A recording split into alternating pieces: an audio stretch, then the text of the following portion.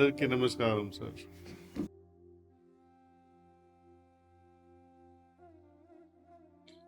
Well, in India, we are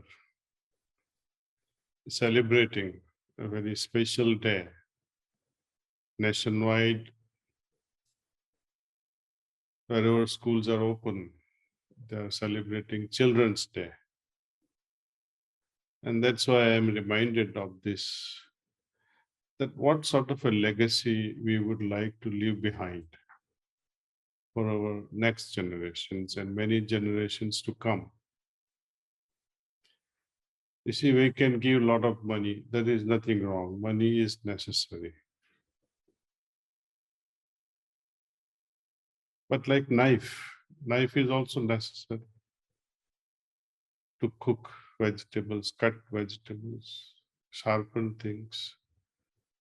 It can also cut people, destroy people, kill people. It's the same knife. Wealth we leave behind, material wealth. Also, it's a double-edged sword. If we leave the wealth in a deregulated mind that is so tamasic, Rakshasi mind as we call in India, Pisachi mind, then you're fueling their energy with the wealth we leave behind. You become their enemy. So what sort of children we want to groom? Sattvic, saintly, leading a balanced life. It's not that we want them to make saints out of them overnight. No, that is not our goal. We would like to excel not only in the material world, we want them to become rich, extraordinarily rich. Why not? There is nothing wrong with it. But I would also like to see this would also soar higher and higher in the spiritual world.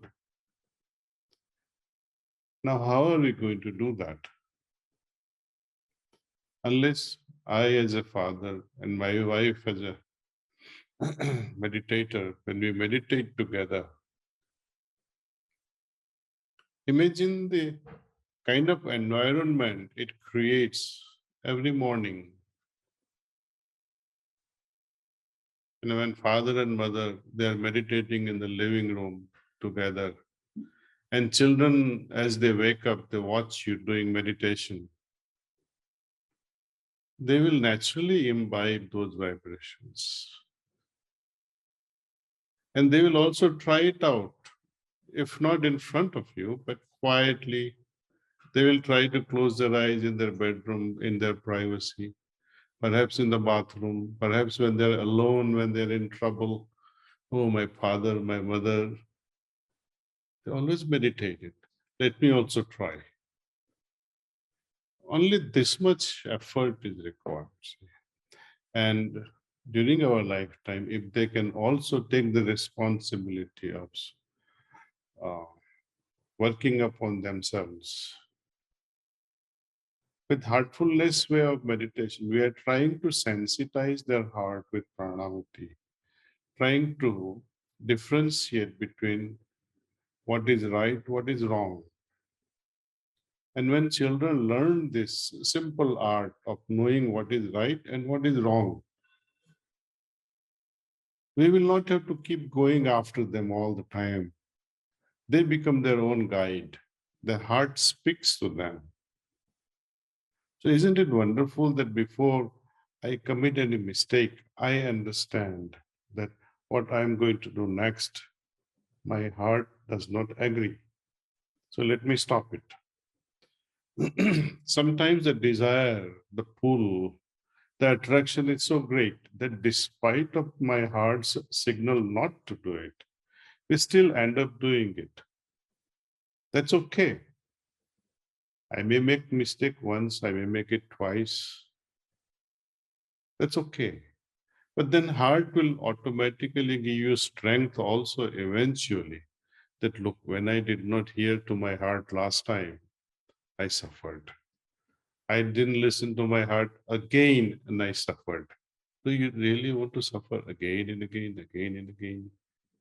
So, through meditation, we try our best to sensitize the heart through pranahuti, and this pranahuti cleanses the heart, purifies the heart, divinizes the heart, so that we get correct signals.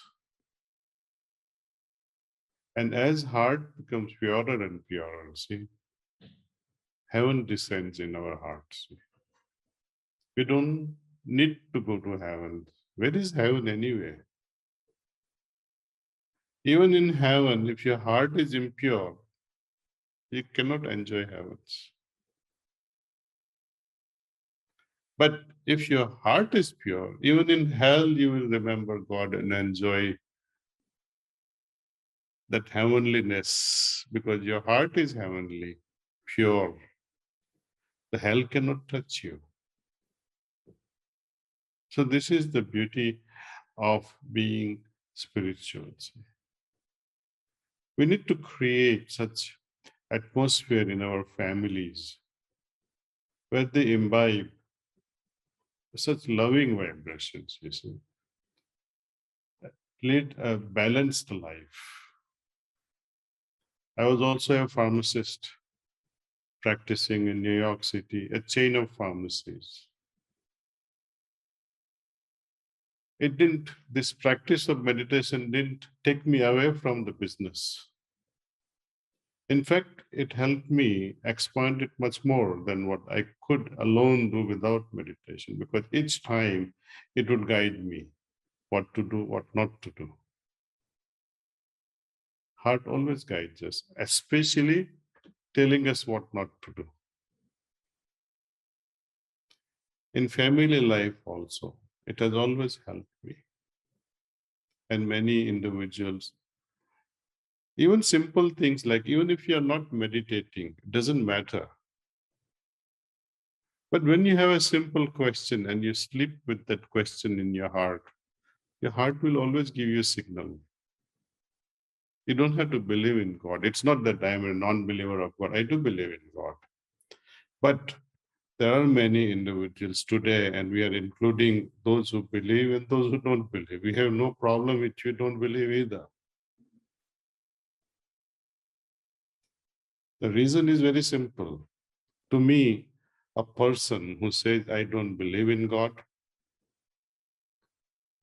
I find that person is very honest actually. And many who say, I believe in God, I chuckle in my heart and say, look at this phony guy. He says he believes in God. On what ground are you believing in God? Do you have proof? Have you experienced? Or are you speaking from the head, from the borrowed knowledge of father and mother and books? And if you ask your grandmother, Grandma, do you believe in God? She might slap you also. Why are you asking me such a question? But when you plead with her and say, Ma, tell me, have you experienced God? Then she'll quietly confide in you that I'm still waiting for that experience. So, making a claim of believing in God is a very dangerous situation. That this belief, unfortunately, keeps my heart wrongly satisfied.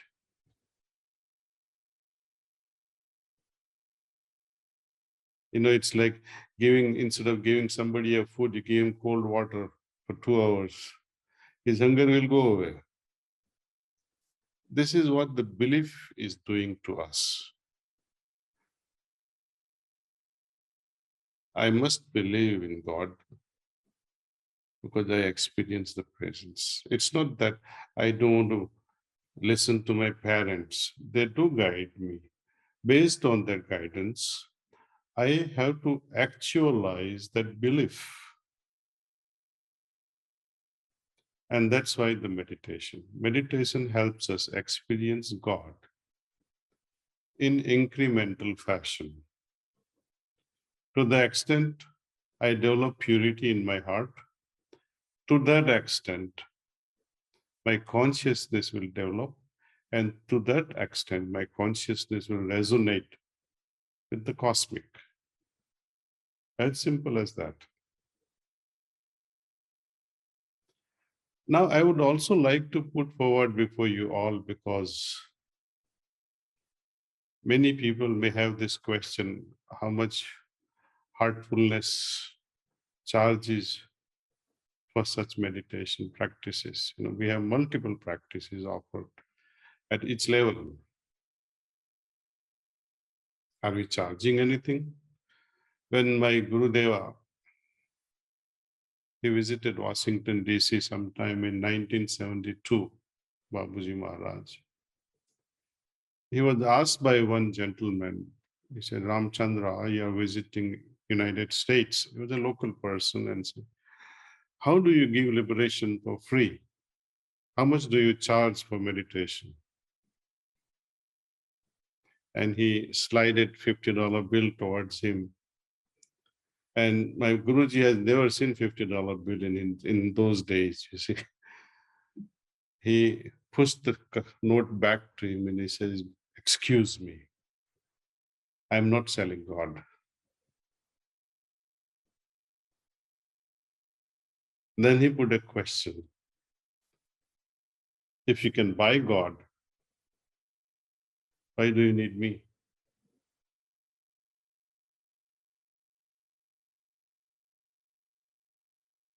Then he made another remark that God is not for sale. And if you have the ability of paying, then you don't need God. God is not for sale. Our ancient culture says Brahma Vidya is always for free.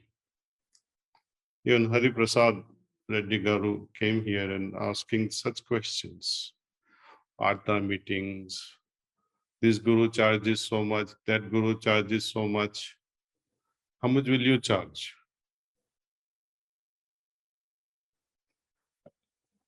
What to answer? I have already answered you guys so many times. Our services are for free. We are in service of the Lord. Moment you put a price tag, you have insulted that godliness, that divine hierarchy. So bring back this idea. Don't think that we can buy God or even a guru. Gurus are also not for sale. Can guru be bought? And if guru be bought, then you're not dealing with the right guru. You're making a transaction there. So my request to you all is meditate.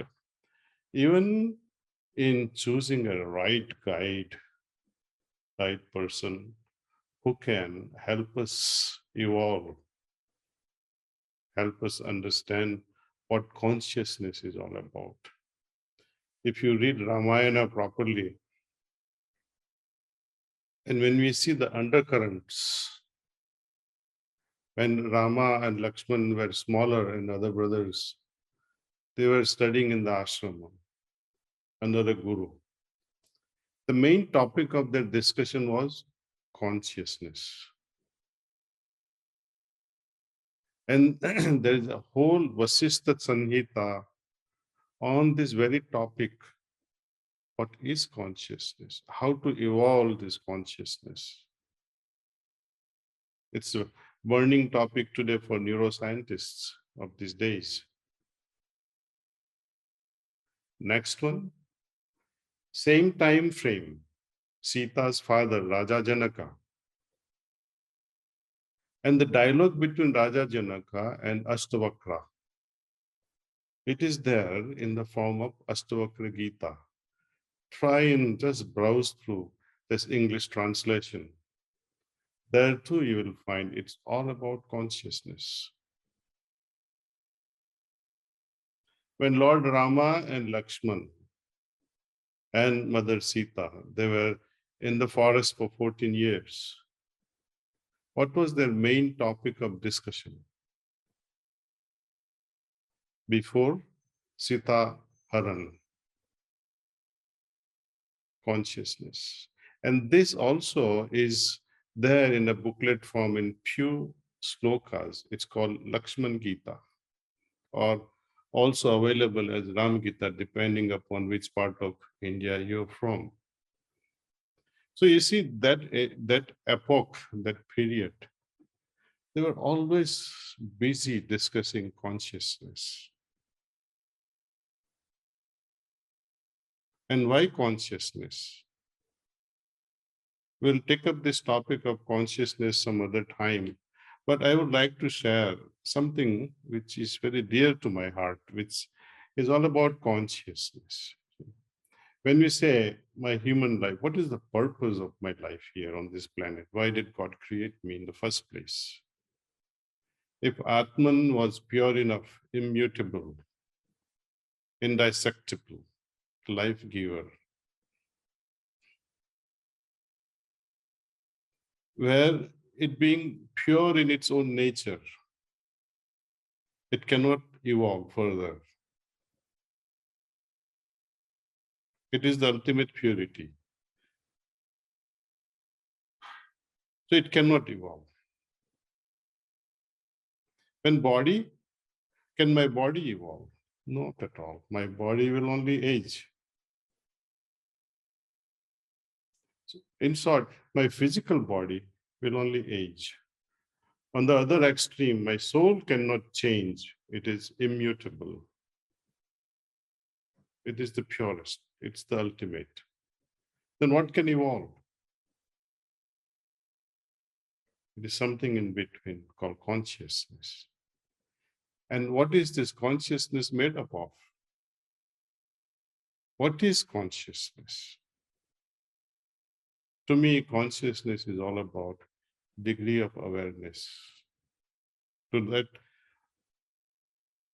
definition, it also, by that definition, it also means degree of unawareness.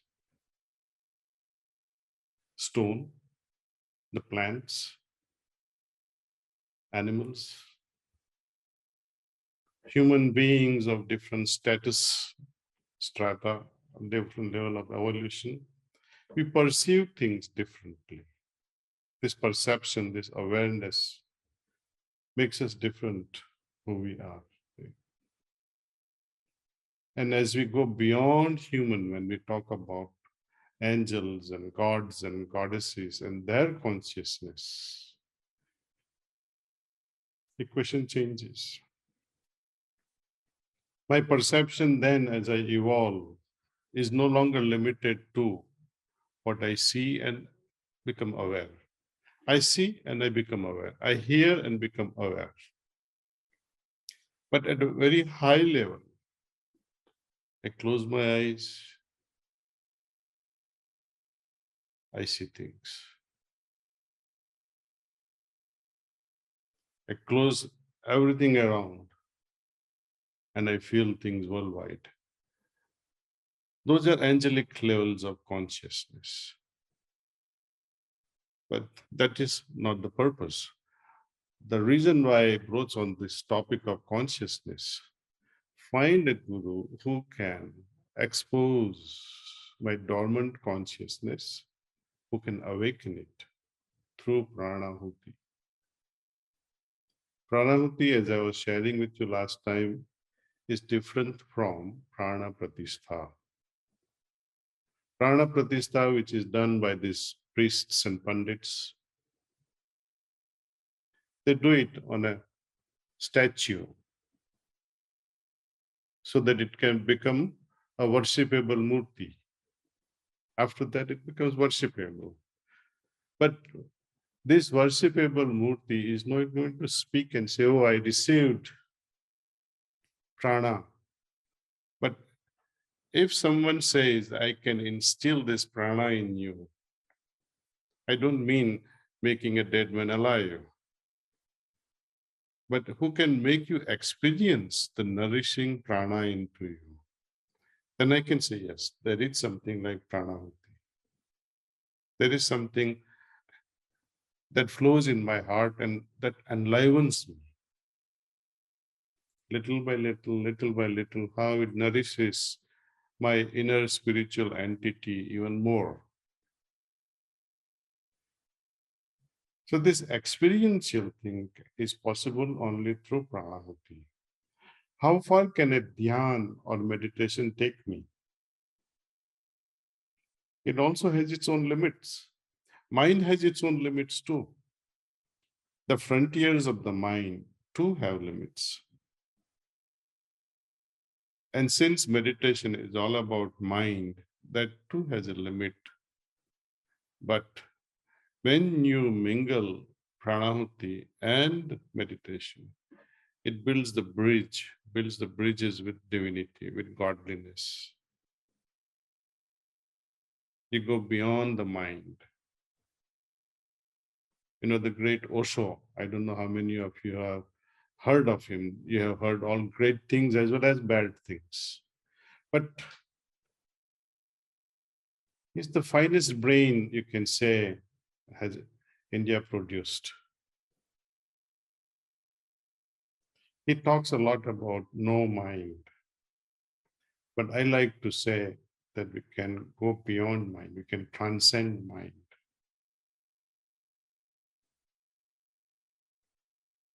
My Gurudeva used to say, just as children like to play with toys, youth enjoys the romance. Sages and yogis, they too play around. Their toys are consciousness. But no one thinks about what supports this consciousness.